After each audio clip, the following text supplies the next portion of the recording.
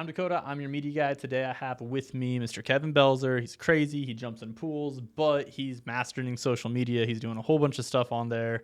And I said a whole bunch, like, how many posts a day are we at? Bad days 15 up to 30. Yeah. So lots of posting, lots of content creation. So Kevin, like, what are you doing and how are you using social media to further your game and sort of you're a real estate agent, so help you sell houses or generate leads?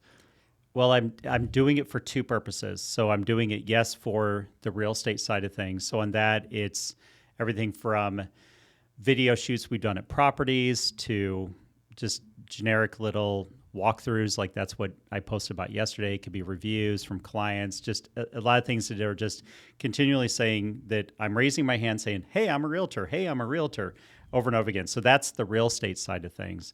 And it's all over the map. I try to make them crazy, try to make them stand out, but I also have the boring stuff too, because the boring stuff also works for people. And then I do a lot of stuff that revolve around my podcast and my books. That's my dad's real stuff. That's the shirt I'm wearing today if somebody's watching online. So I do stuff that's advertising that. So there's a lot of reels for that. So there's multiple reels of that. And then it's posting across all social media sites. So it's YouTube, it's your Instagram, your TikTok, your Facebook, it's LinkedIn, it's everywhere. Yeah.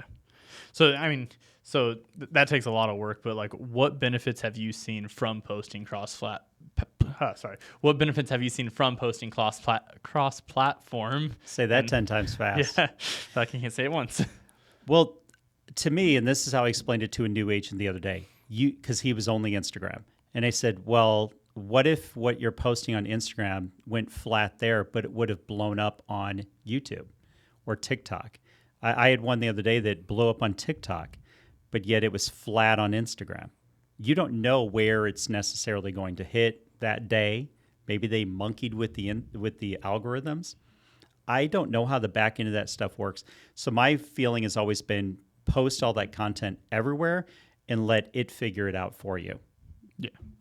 And I think that's a big thing when it comes to growing a brand. Like, we don't want to just be Facebook or just Instagram. Like, there's no reason just to be in one spot. Like, you wouldn't just ask for leads from one location. Like, give me all the leads from everywhere. So, well, yeah, it's like, what if one gets shut down? Or do you remember last year when Facebook and Instagram were down for the day? Yeah. I still posted on Instagram or on TikTok and YouTube that day and LinkedIn. So it's like I still had three other sources. What if one of them goes belly up? Yeah. You want to know you're everywhere, because we saw when MySpace shut down, your Dane Cook, who was the biggest on MySpace, he was nowhere else though. So it's like nobody outside of MySpace knew who he was. Yeah. You know, so you can screw up if you're only on one. So it's just best to be on across all platforms. And if new one come around, why not investigate them as well and see if that could possibly work for you? Because the trends are going to come and go. I'm not married to any of them. I honestly don't care. To me, it's business. It's just these are different avenues to get myself out there. If it works today and doesn't tomorrow, that's fine. I'm kind of ambivalent to it. Yeah. And I think there's a big thing with social media is people get like too set, like, hey, no one's watching here. So they stop posting there. They feel discouraged. And it happens a lot. And you've had posts that do really good, and you've had posts that literally like 3 people watched. So it's back and forth. But if you don't post, you don't have that opportunity. And even at the same time, if it's 3 people, but one of them's a lead, like, and it goes to selling a house, like, who cares if it was only 3 people? One of the 3 bought a house from me. Yeah. Yeah, I posted one to YouTube last week, and in the next 2 hours, it had no views, nothing. And I was like, okay, I don't know what's going on, but let's just go post another video, see if this one takes off. So I posted the next video, and it immediately started getting hundreds of views. I'm like, all right, well, it's something maybe I did on that one. So I monkeyed around with how I'd written it up and stuff like that, and hit enter, and over the next week, that one started picking up as well. So it could be how you're typing things out. There's a lot of things that could be going wrong with it. Yeah. It's definitely one of these like fine tweaking. And then as soon as you fine tweak it and you're like, I got it figured out, I'm good, I'm smooth, we're ramping, be like, and we had an update and everything's changed. Cool. Now I'm lost. Yeah. So. And it's almost like there's somebody behind the screen that's laughing when they do that. Yeah. And I'm like, it's fine because it's all over. But I also want to stay true to myself as well. So I go, I understand it's not going to hit everybody. We had a podcast that we did that somebody reached out and they said, I got nothing out of that. I don't know what the point of that was. People want to learn and stuff like that. And I was like, no, sometimes people just want to laugh. And then a couple days later, somebody reached out to me and he goes, thanks. I needed that. I needed 15 minutes to decompress from the world, just have a laugh and just forget about everything else. I'm so glad you posted that podcast. And it's like, okay, am not everybody's cup of tea, and I'm okay with that. I'm not looking to have every piece of content hit everybody. I'm looking for it to hit one person. If it hits one person, that's great. Mm. Yeah. And like you mentioned with, hey, what if you have a video that not a lot of people saw? I've had some of those to where somebody reached out to me and she goes, I had to start working with you before you got famous. I just closed on a house with her a week and a half ago, put $10K in my pocket. And it's funny because I'm like, well, I look back at where she came from and those videos weren't getting a lot of views, but she happened to be one that was watching them. Mm-hmm. And something I talk about a lot is I call them like the silent watchers. So it's like there's people who are watching, they are your views, they're watching every single video, they're just not ready to buy a house or they're not ready to buy your services yet.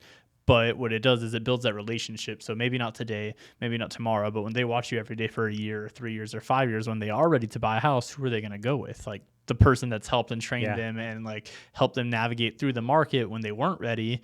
Like you've already made that connection with them before you even know who they are. And that's all the power of social media. Oh, absolutely. I've already had an agent come over to work with me. I have another one that's coming over in the next month that they were silently watching me and analyzing what I'm putting out there. And they're both like, we want to do what you're doing. Oh, cool. We got cameras, we got lights. Like, yeah, but I didn't know. Yeah. I didn't know that I was being auditioned, that I was being interviewed without even knowing I was being interviewed. Yeah. And that's something that's good for not only, bringing in, employees to work with you or, but for your customers too. They get to see you. Like I use you as a reference all the time. I was like, Kevin has his wife on the podcast. So, you don't look at him as a salesperson. You look at him as a person.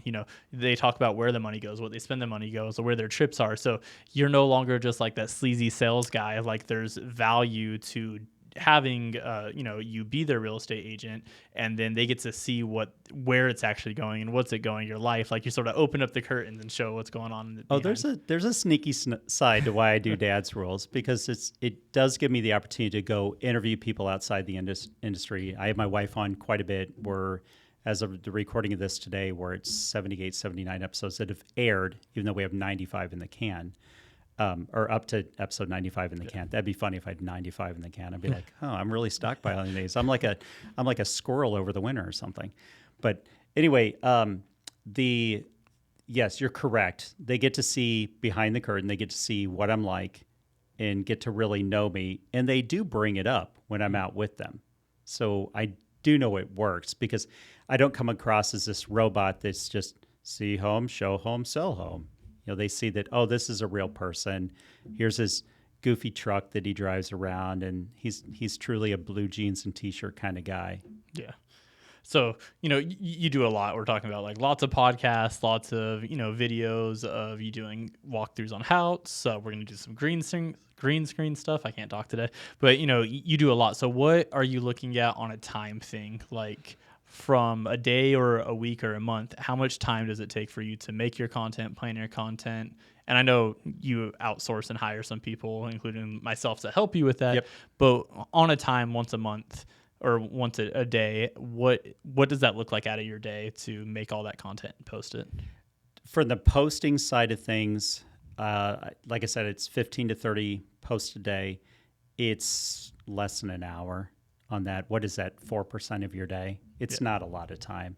So it's about that for that. As far as creating content, I do all the podcast in one day, in one sitting, and it's exhausting. I'm literally brain fried by the end of it, which usually those are some of the better episodes or the last couple of the day because we get kind of goofy because we're recording happy. Yeah, we're recording 10 podcasts at a time because I want to drop 2 podcasts a week. So yeah, they can get a little loopy at the end, but that's fine. That's what Bang Energy Drink's for.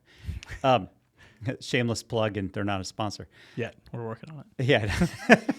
So That's for recording on that. As far as outside sources, yes, I use the media guys for that. For the podcast editing, the real editing, that's where you guys come in to take care of that for me. And then I have a marketing company out of California that does a lot of work. I use videographers and photographers, obviously, on a lot of shoots. I'll drag people along to take photos of me and doing stuff. Like I did a live last week, and my wife's there. She's my videographer that day, holding the camera as I'm jumping in a pool. But I need the content. Lives, I record those myself, but that's only a couple minutes a day as far as that's concerned. I have 2 outside companies I use that post ads as well as daily content above and beyond what I do as well. So that helps me too, because that adds to the 15 to 30 that I'm posting. But I always want to look like whether I'm promoting Dad's Rules or I'm promoting the Splash program, my marketing program for real estate. I always want to be continually raising my hand. So if you're scrolling, I'm just going to keep popping up. Yeah. I think, it's sort of that repetition thing. Like, it is. People, even your best friend's going to forget what you do sometimes and not know exactly. And they're going to like run across someone like, oh, you're looking for a real estate agent. And you want them to be like, hello, I'm your best friend. Like, shout me out, hook me up. Yeah. But they're probably on my email drip. Yeah.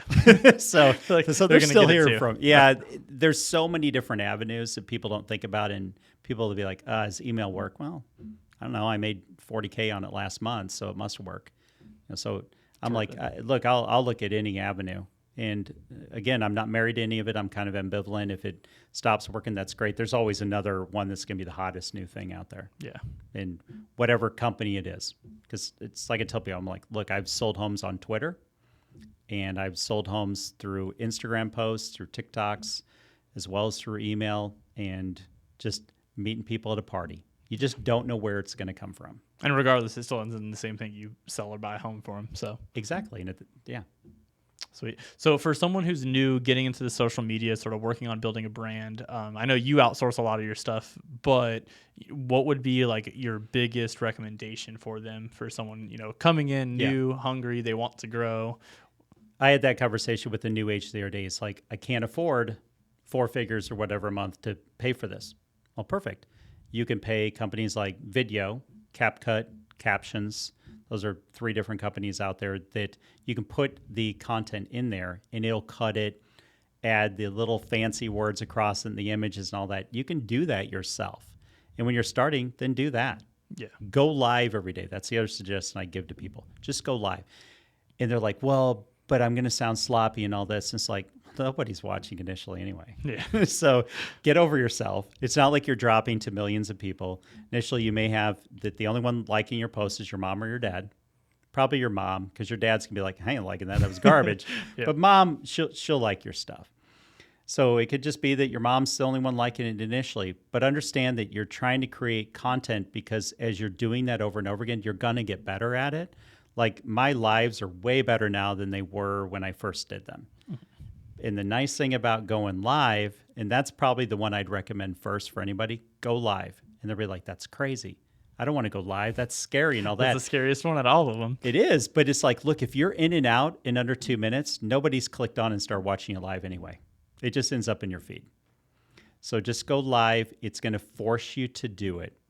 And if it's really, really bad, you can always delete it and redo it.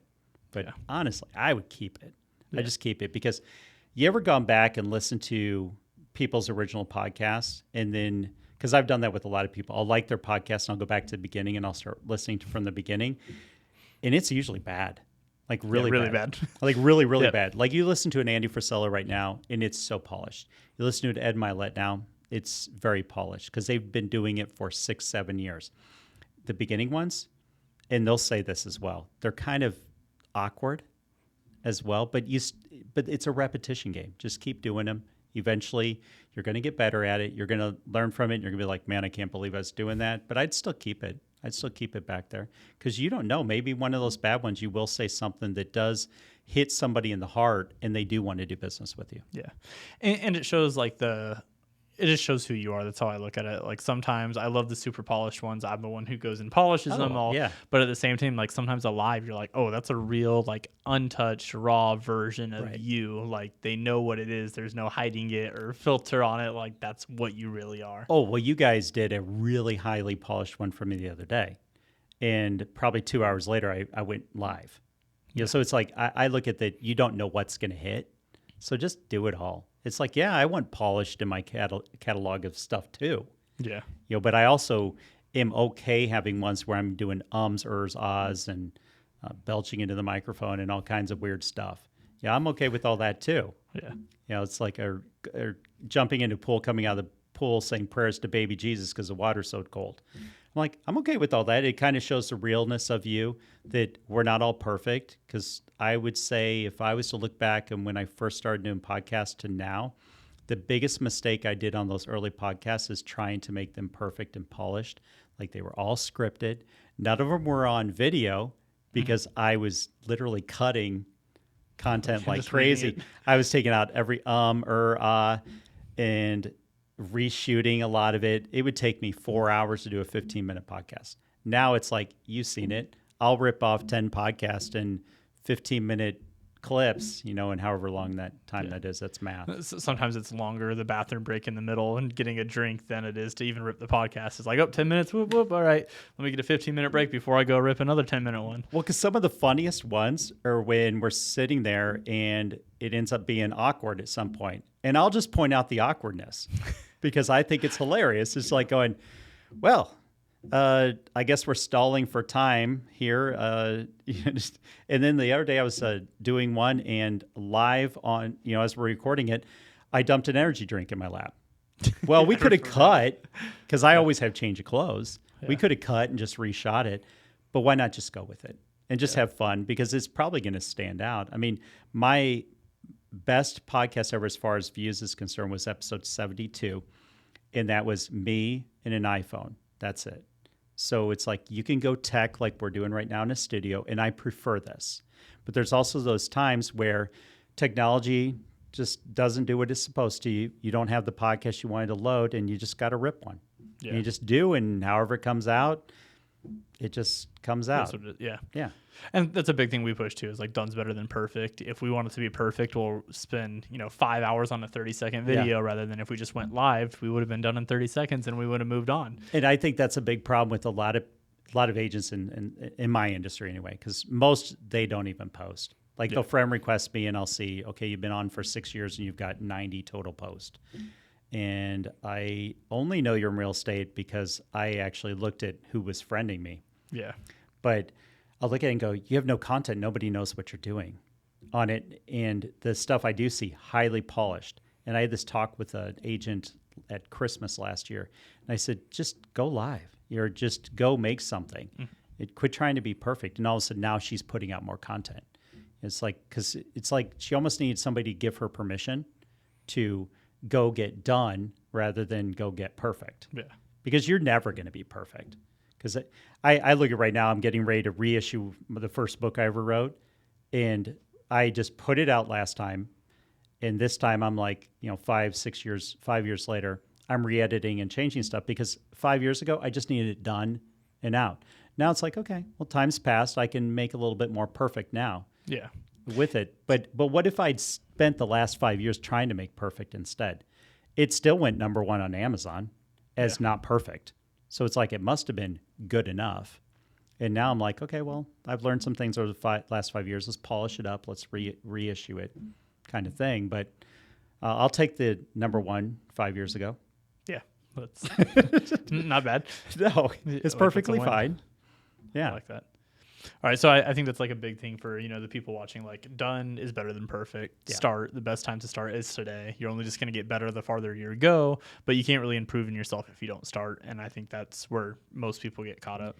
In whatever industry you're on, even if you think it's that everybody should know it, guess what? They don't. Yeah. They don't. There is so much. Like I've gotten, just in the last week, some really questions in real estate that most people think would be silly. If they've been in the industry 15 years like I have. Or I could go, hey, I'm going to rip a bunch of reels off what they said, because obviously this isn't just common knowledge out there. And I'm like, cool. All these questions this person asked me, I now have content. Yep. So I looked at it from that point instead. And there's an audience who doesn't know that because someone physically asked you it. Like, I love when people are like, oh, here's the notes of all the questions I was asked in the last 30 days. I was like, cool, there's all the content we're going to shoot right now, because there's an audience who needs that information. And how many times have you re-answered the same question? I was like, instead of like, oh, here, let me take 5 minutes to explain this to you. Let me take 5 minutes to explain this to you. It's like, here's a video. I went into really good depth. I completely explained everything. We edited it. We polished it all up. Like, watch this video. And then they get so much more out of it because they can pause it. They can like really like focus in on it. If they miss something, they can go back.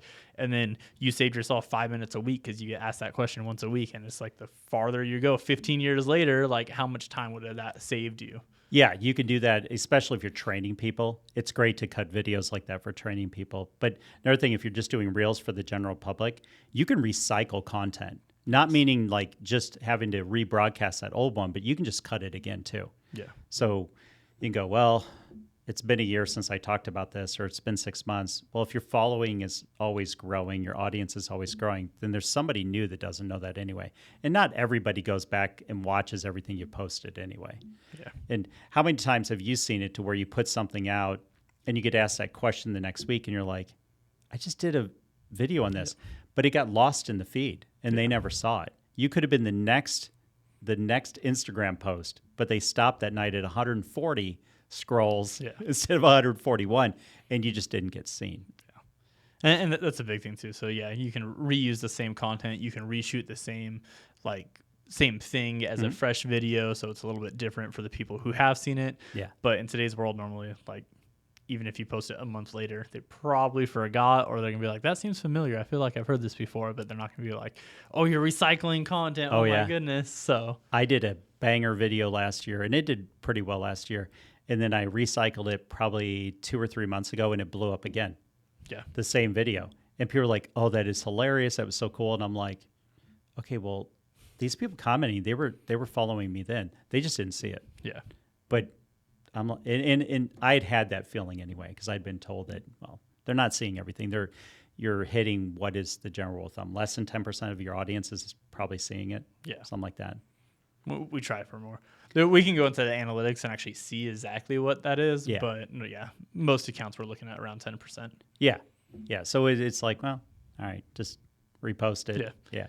And if it's banger 10%. content, banger content, why not post it again? Yeah, I like that. Yeah. All right, so I think we'll wrap up with that. I'm Dakota. I'm your media guy. And then, Kevin, where can they find you? Where can they find their book? If they want to reach out and get a house from you, what's the best way? The best way to reach me on anything is my Linktree. It's Linktree/Kevin Beltzer. That has all my links in it, the book links, swag, everything. Oh, yeah, I forgot we have a whole line of swag. We got swag. It's got the podcast. It's got, I literally put everything in the Linktree just to make it easier for people. Perfect. Sweet, and we'll have that pop up on the screen so it's nice and easy too. Excellent. All right. Well, thank you guys. This is Dakota, your media guy. If you have any questions, comment below, and we'll get to them in the next podcast.